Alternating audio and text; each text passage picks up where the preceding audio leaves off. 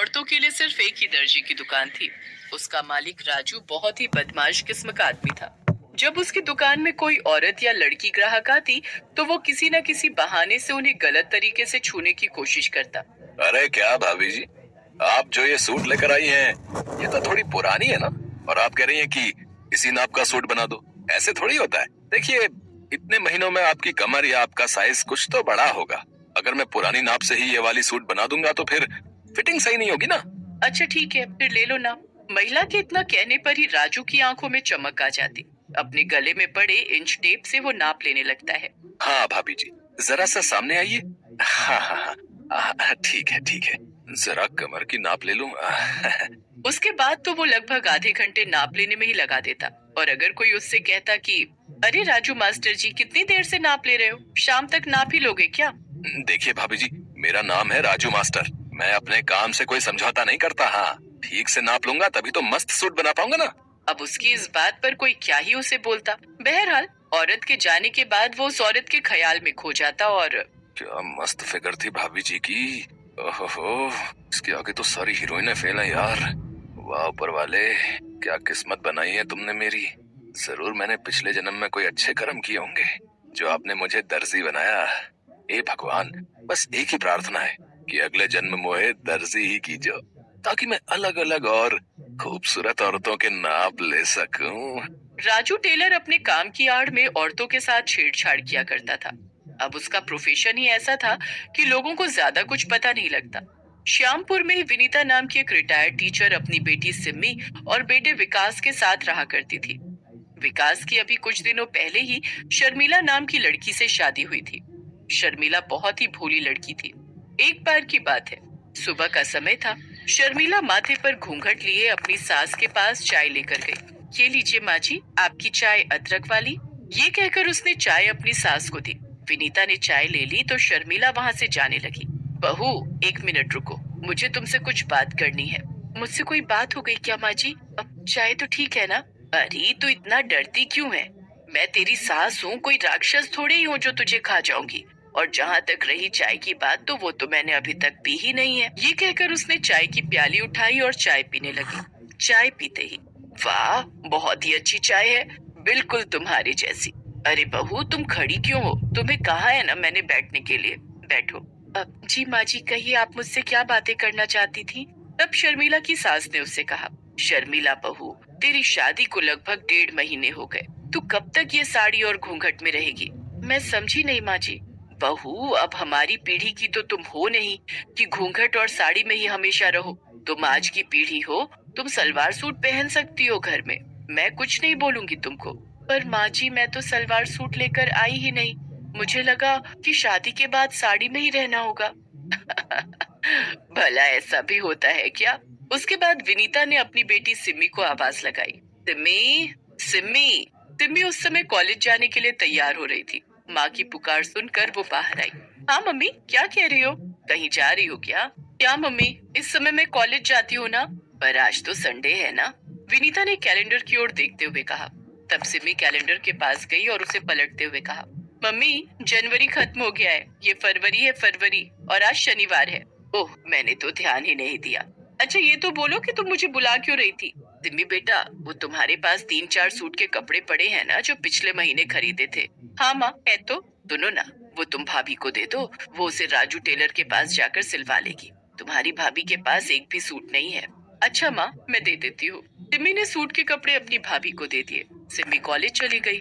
बहू सुनो, ये लो सूट का कपड़ा, इसे सिलवा लो। यहाँ से थोड़ी दूर पर राजू टेलर्स है, तुम उसके पास चली जाओ। मैं अकेली जाऊँ? हाँ बहू, चली जाओ ना। तुम्हें तो पता है ना मेरे घुटनों में कितना दर्द रहता है। अगर तुम्हारे साथ गई तो फिर 1 सप्ताह तक चलना फिरना सब हराम हो जाएगा।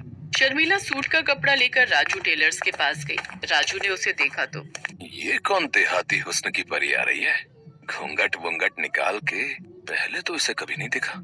राजू टेलर शर्मिला को घूर घूर कर देख रहा था। उसे इस तरह घूरता देखकर शर्मिला चीप गई। तब राजू ने उससे पूछा, कहिए क्या सेवा करूं मैं आपकी भाभी जी? जी, ये सूट बनवाना है। हाँ हाँ, बना देंगे बना देंगे। वैसे कैसा बनवाना है, पटियाला या नॉर्मल? पटियाला। अरे पटियाला नहीं पता आपको? आजकल वो स्टाइल बहुत चलता है। मैं तो एक्सपर्ट हूँ पटियाला का। मेरे पास दूर दूर से लोग आते हैं पटियाला सूट सिलवाने। उसके बाद राजू टेलर ने शर्मिला को दुकान पर रखे कुछ सैंपल दिखाए। शर्मिला को वो पसंद आ गए।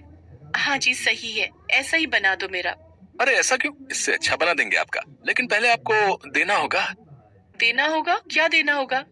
अरे नाप देना होगा, नाप। बिना नाप मैं कैसे बनाऊंगा आपके लिए पटियाला सूट? उसके बाद राजू शर्मिला का नाप लेने लगा।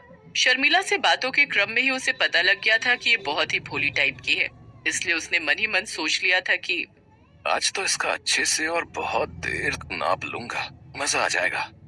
नाप लेने के क्रम में राजू बार बार शर्मिला को छू रहा था, और वो छूना नॉर्मल छूना तो नहीं था। ये बात शर्मिला को भी समझ आने लगी थी। भाई साहब, ये आप क्या कर रहे हैं? इस तरह से कौन नाप लेता है? चलिए हटिए, दूर हटिए।